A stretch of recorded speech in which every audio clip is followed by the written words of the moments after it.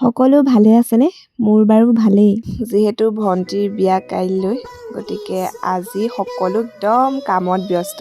এয়া অনিল দা, তেওঁ ফুল সজাই আছে।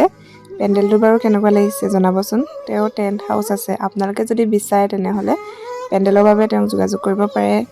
আৰু এইফালে বোলে ধুনীয়াকৈ এখন ফটো মাৰি দিব লাগে, সেয়েহে প'জ দি আছে। আজি মেহেন্দি আঁকিম সকলোৱে, এনেকৈ আমি ধুনীয়াকৈ বহি লৈছোঁ। তাৰপিছত এতিয়া দুখনমান বোলো ফটো উঠি লওঁ নে কি কয়, স্মৃতি হিচাপে থাকি যাব ফটোখিনি।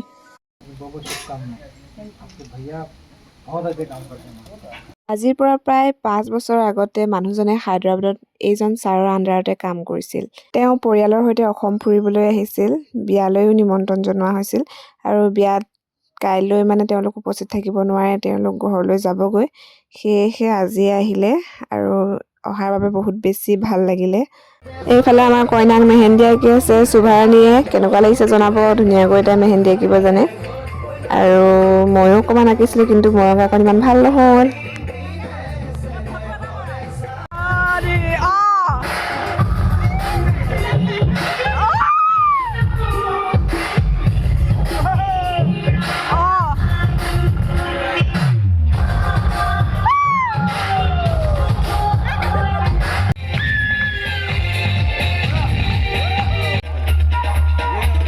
সকলোৱে নাচি আছে, মইনো কিয় পিছ পৰি থাকোঁ। গান বাজিলে আকৌ ৰ'বই নোৱাৰোঁ নহয়, সেয়েহে লাগি গ'লোঁ ময়ো।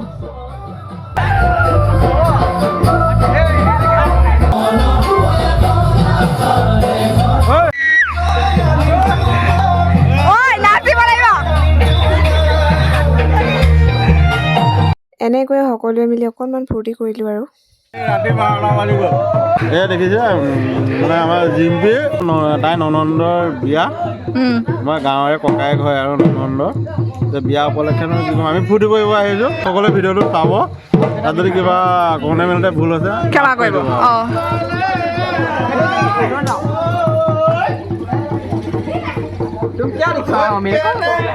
ভিডিঅ'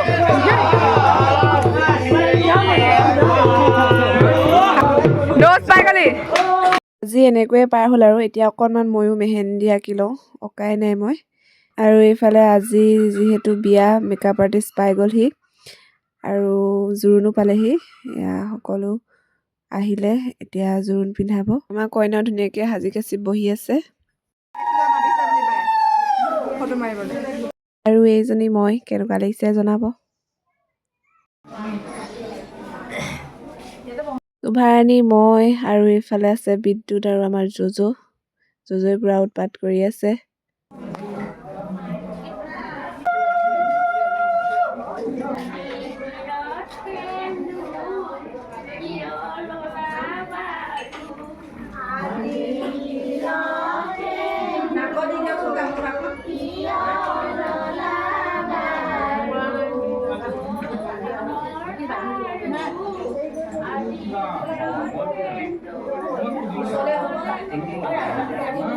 পাকঘৰত সকলোৱে ব্যস্ত আছে, কামত লাগি আছে দেই সকলোৱে।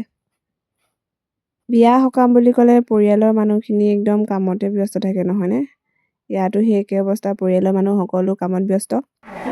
মেইন মানুহ একদম হেৰি চব বস্তু পায় হয়। অফিচিয়েল এইফালে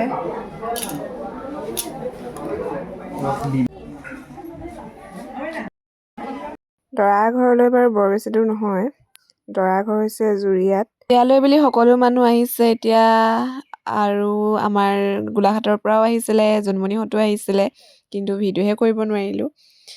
এয়া মা দেউতা। ৱাও, মাটো বা একদম ধুনীয়াকৈ সাজি কাচি আহিছে আৰু দেই, ভাল লাগিছে। কিন্তু ধুনীয়া এজনী লাগিছে আকৌ পাই।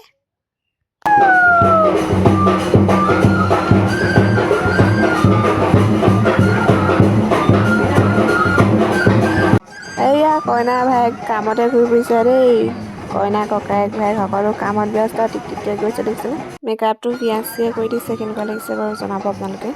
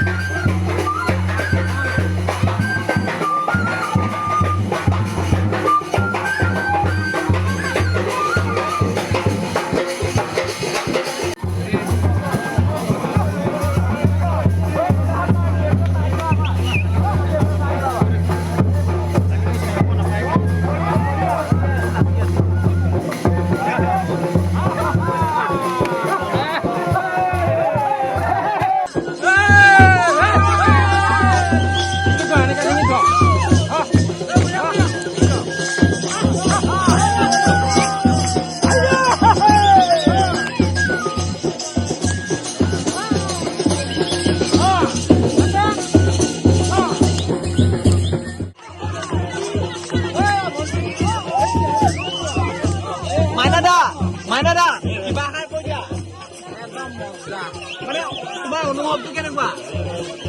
একদম ফিলিং পুৰা ফিলিং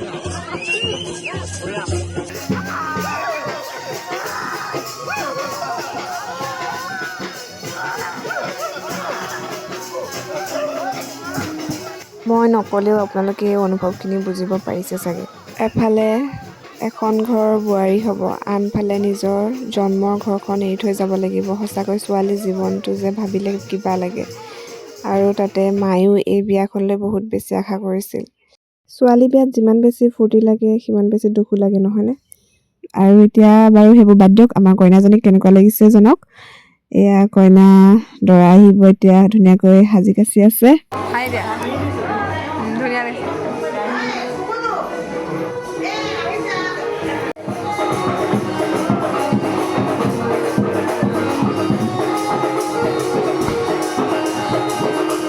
দৰা আহি পালেহি আৰু এইফালে জজো মোৰ কোচত উঠিলে। তাক লোৱা মানুহ নাই, ময়ে লৈ থাকিবলগীয়া হৈছে এতিয়া।